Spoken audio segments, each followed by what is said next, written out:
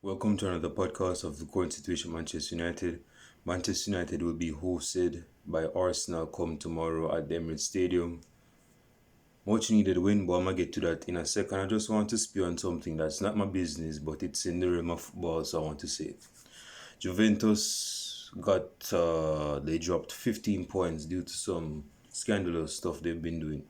I mean, Juventus has been, they dropped to, I think, 10th or 11th place, is me. Now, you may ask, as a Man United supporter, what does this have to do with Manchester United? I'm saying everything. I'm saying everything. Firstly, there's a striker that we're linked to because we want to improve our striking options named Valas. What name? I can't even pronounce his name. Give me a second there. Vahalovic. Yeah, Dusan Vahalovic. And he plays for Juventus. And given that they have suffered this innumerable amount of points deducted, there's a good chance they're not going to be in Europa or in the Champions League nowhere near next season. So players are looking to dish out, players are looking to top out, players are looking to go to other clubs where the grass is greener. Manchester United is going to definitely put their bid in with this striker. I mean,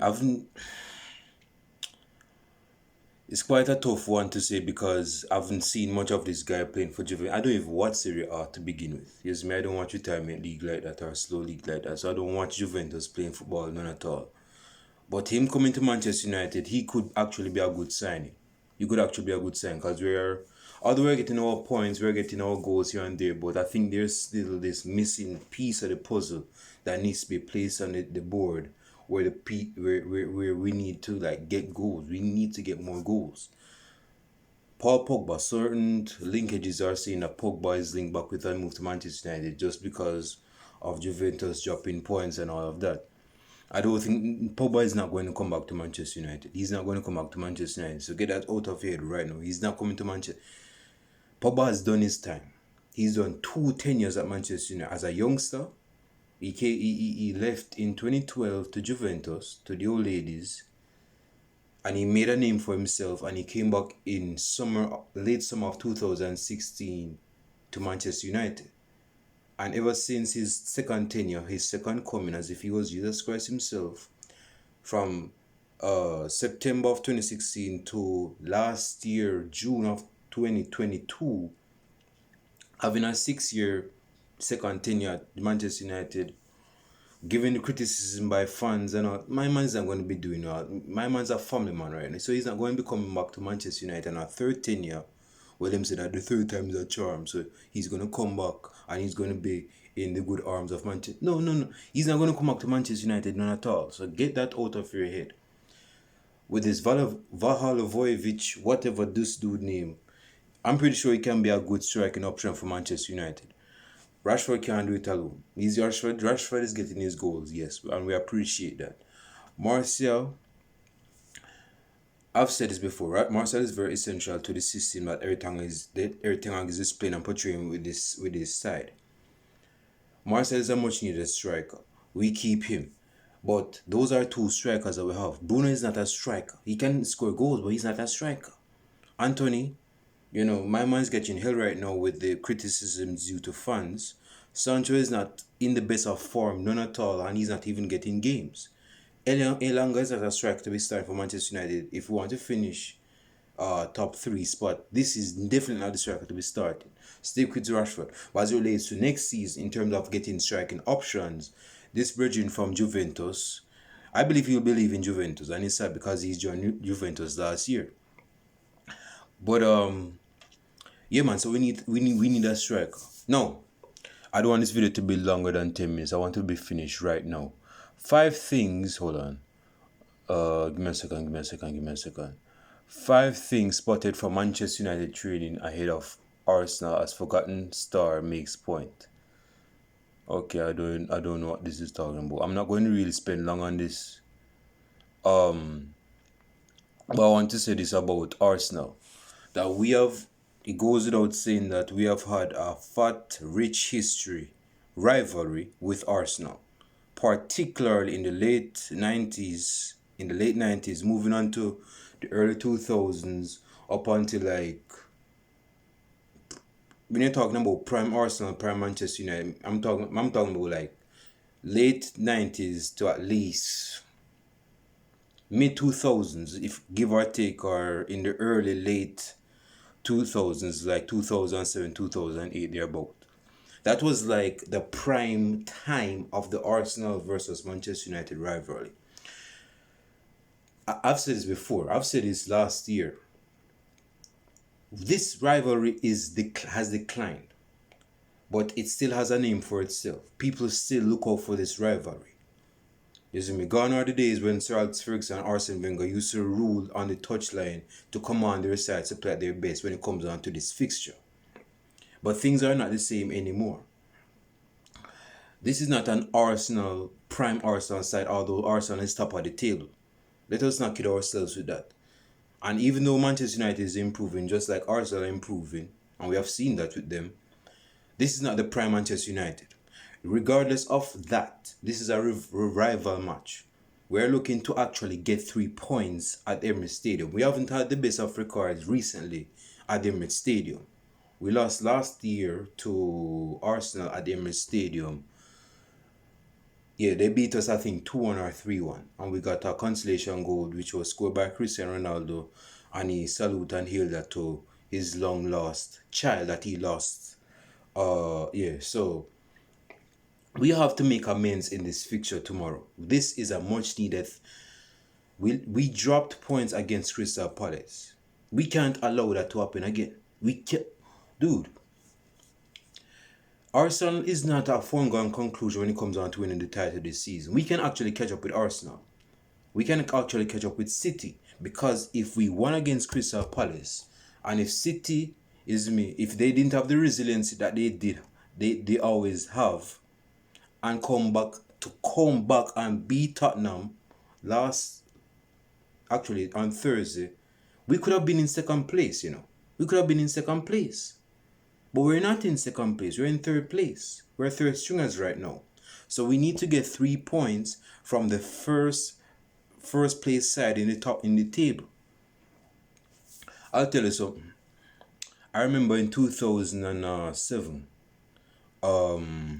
Arsenal was going to play against Manchester United. Arsenal was in 4th place and we were in 1st place.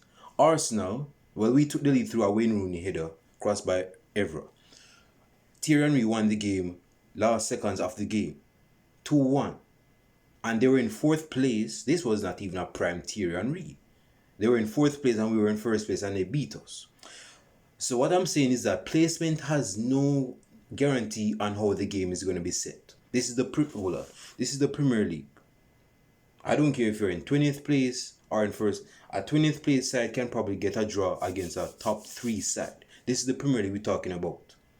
So given that Arsenal is on top of the table and we're in 3rd place, we can actually get 3 points from the top tier, from the 1st place side, that is Arsenal. Let me get into the man. I didn't even listen to the press conference, which was very daunting on me. That's where I should have listened to it, because I don't know who is going to be available or not. But I just wanted to run this video real quick, man. David De Gea in the goal. Wan-Bissaka has to be starting tomorrow. He's been in form as of late. Lisandro Martinez with Varane. Luke Shaw starting at left back. In midfield, the colossal nature of Casemiro. That we need to start this bridging, man. But hold on. No, man, hold on, man. Casemiro gets suspended. Yes, man, Casemiro gets suspended. Hold on, is Casemiro available? Casemiro gets suspended, not true. Available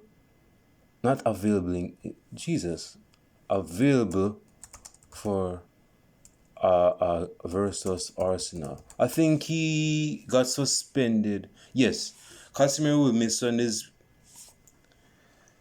because he got booking in the Crystal Palace match, so he won't be starting tomorrow, which is very frustrating, man. I'm frustrated at that, man.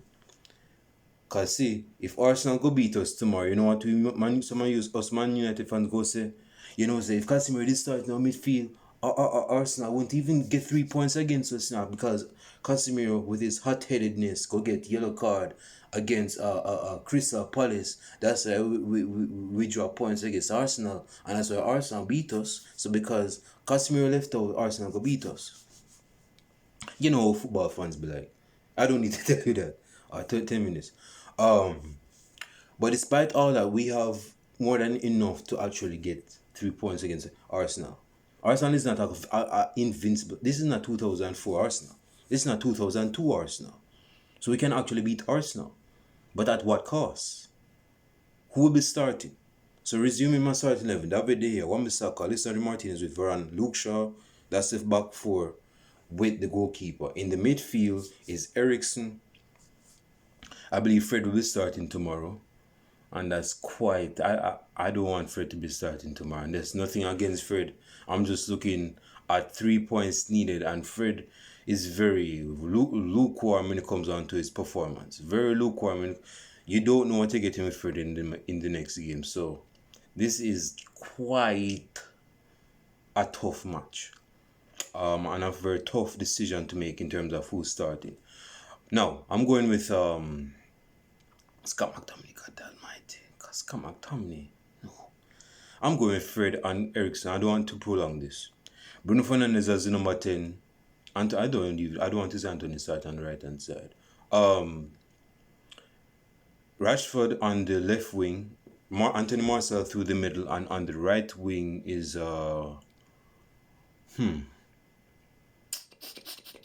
that's a tough one. I don't believe Sancho will be starting. God damn. See, I'm not gonna say Anthony because I don't know who to say on the right wing, but I guess I'll go with Anthony, if that makes sense. But yeah, I'm going with Anthony. I don't want to prolong this video. Leave your starting lineups below in the comment section. My prediction is that we beat Arsenal 2-1. No clean sheet in this fixture. Nobody's going to have a clean sheet in this one. Just me. Them sheets are going to be very dirty. Very dirty. So I'm going with a 2-1 victory in favor of Manchester United. Comments down below, like and subscribe to the channel. Leave your comments down below. Hey, if you think that Manchester United will get put out of them misery tomorrow, 5-0, comments below. And I'll show it to you guys tomorrow. I'll be doing a match reaction. I'm out.